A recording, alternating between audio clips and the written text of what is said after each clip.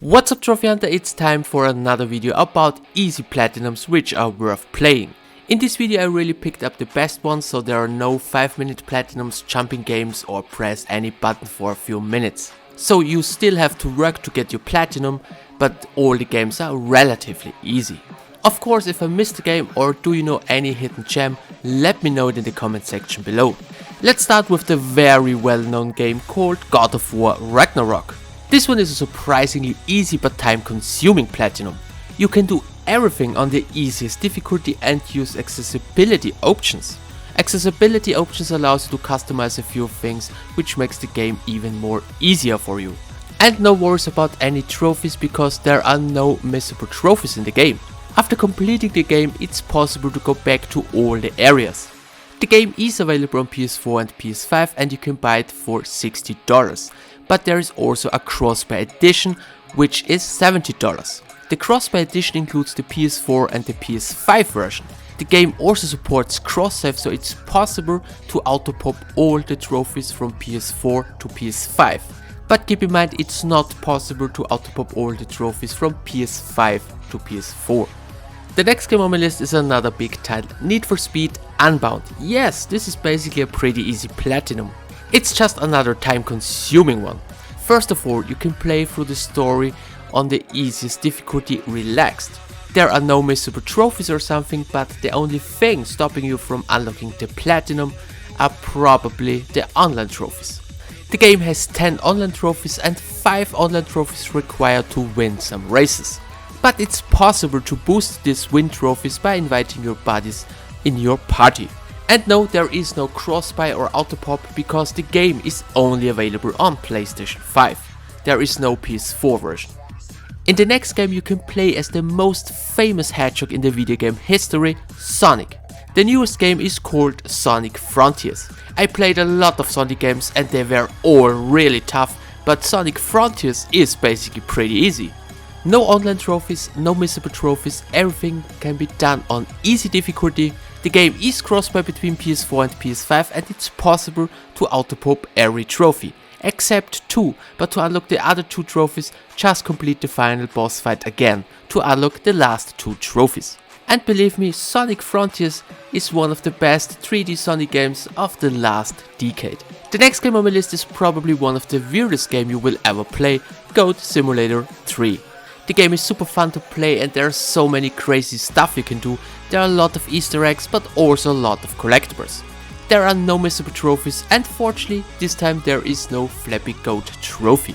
It is also possible but not necessary to play the game with up to 4 players online. Also keep in mind there is no cross-buy or something because the game is only available on PlayStation 5.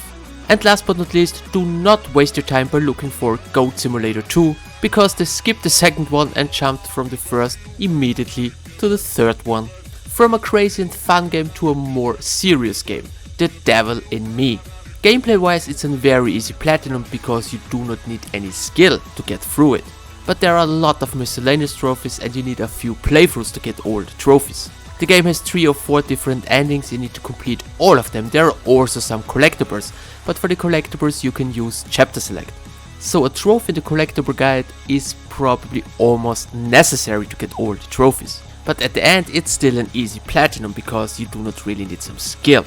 The game is available on PS4 and PS5 and is cross-buy, but there is no way to auto-pop all the trophies.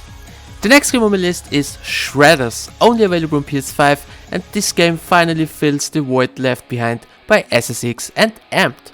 It's nothing groundbreaking, but it's a pretty solid snowboard game. The trophies are pretty straightforward and nothing is missable. There's also one online trophy, but this can be done solo, so you do not have to play against any other player. The only thing you need is you need an internet connection. There are also some collectibles, but there's a pretty good in-game mechanic, which allows you to fly with a drone. And you can spawn directly where the drone is, so you don't have to play always from the start to finish to get all the collectibles. And last but not least, the game is only available on PlayStation 5. The next game is probably a dream for all point-and-click adventure fans, Return to Monkey Island.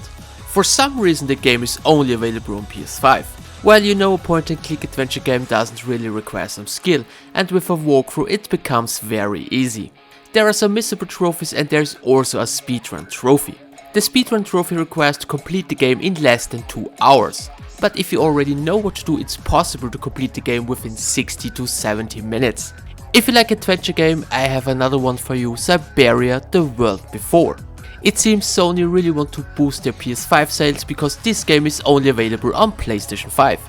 Basically it's possible to get the platinum within one playthrough using a backup save, but 2 playthroughs are recommended. There are also a lot of trophies which are missable. Well, if you use a backup save and a guide, it's possible to get the platinum within 10 hours, maybe less. But if you really want to enjoy the game, play through the game at least once by using no guides or something. The next game is probably free if you already own the PS4 version. I'm talking about Gris. This month the game got the PS5 upgrade, and yes, of course the PS5 version has a separate trophy list. This one is a very unique adventure game. Nothing is really missable because after completing the game you have access to chapter select. Well, with a platinum walkthrough, which can be found on my channel, it's possible to get the platinum within 3 hours. The game is a really indie gem, so if you're looking for something special, check out Gris. And last but not least, if you're looking for a more relaxing game, check out Hindsight. Gameplay wise, do not expect something great, it's more about the story. Nothing is really missable because there's chapter select, and I'm probably doing a platinum walkthrough which will be available in a few days. The game is available on PS4 and PS5 and is cross-buy. So guys, these are my 10 easy platinum games which are worth playing for the month November and December. If you know another game that deserves to be in this video, let me know in the comment section below. I hope you found this video useful. Thanks for the attention. See you in my next one.